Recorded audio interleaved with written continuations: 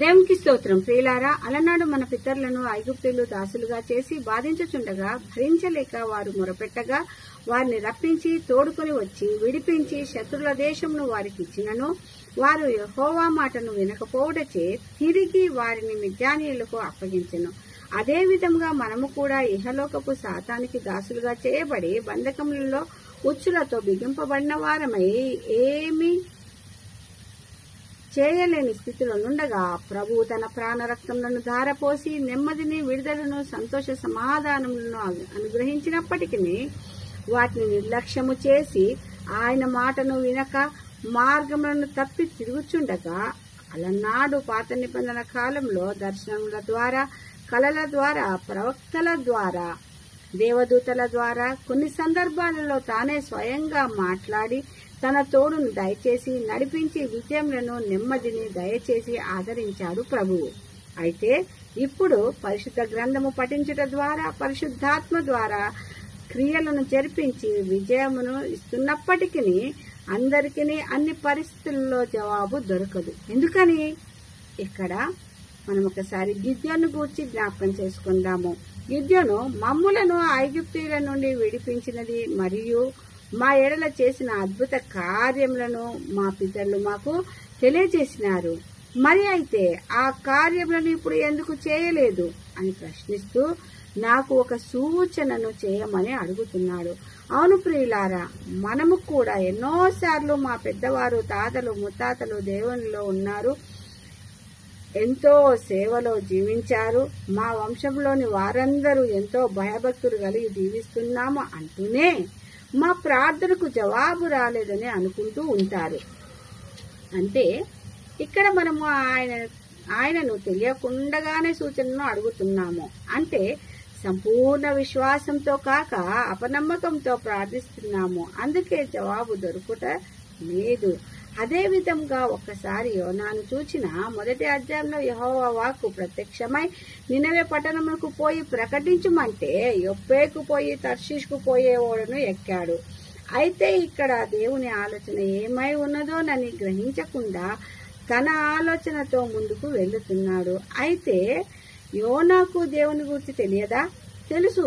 అయినప్పటికీ యెహోవా మాటకు లోబడక విధేయతను చూపక ముందుకు వెళ్తున్నాడు. అలాగే మనము కూడా మన ముందు ఉన్న దానినే గూర్చి ఆలోచిస్తాము. కానీ దేవుడు ఎందుకు ఇది చేయమన్నాడు అని కానీ, లేక మనలను నడిపించేది సర్వసృష్టికర్త కదా, దాన్ని చేస్తానని ఆయన ఆలోచనను, విలువను ఇచ్చి విధేయతను చూపుతూ విశ్వాసం ఉంచుతాను అని అనుకోము. కాబట్టియే జవాబు రావటానికి ఆలస్యము కావచ్చు. చేప కడుపులో నుండి ఆయన సహవాసమును, సన్నిధిని వెదికినట్లు కష్టములలో, నష్టములలో ఆయన యందు లక్ష్యముంచి వెదకిన సమస్తమును సాధ్యపడును. అదే విధముగా లూకా సువార్త మొదటి అధ్యాయంలో జకర్యాను చూస్తాము. ఇతను యాజక ధర్మము జరిగించే యాజకుడే, ధర్మమును ఎరిగిన వాడే, ప్రజలందరి కొరకై, జనసమూహమంతా వెలుపల నిలబడగా వారికై ప్రార్థించే వాడే. ఇంకా సకలమైన న్యాయ విధుల చొప్పునను, ఆజ్ఞల చొప్పునను నిరపరాధులుగా నడుచుకొనుచు దేవుని దృష్టికి నీతిమంతుడై ఉన్నవాడే. కాని దేవుని సముఖమునందు నిల్చు గాబ్రియేలు దూత ద్వారా బహుముసలితనమందు నీ భార్య అయిన ఎలిజబెతు కుమారుని కనుననగా నమ్మలేదు కనుక ఇది అంతయు జరుగు వరకు మౌనివయ్యుందు అనను.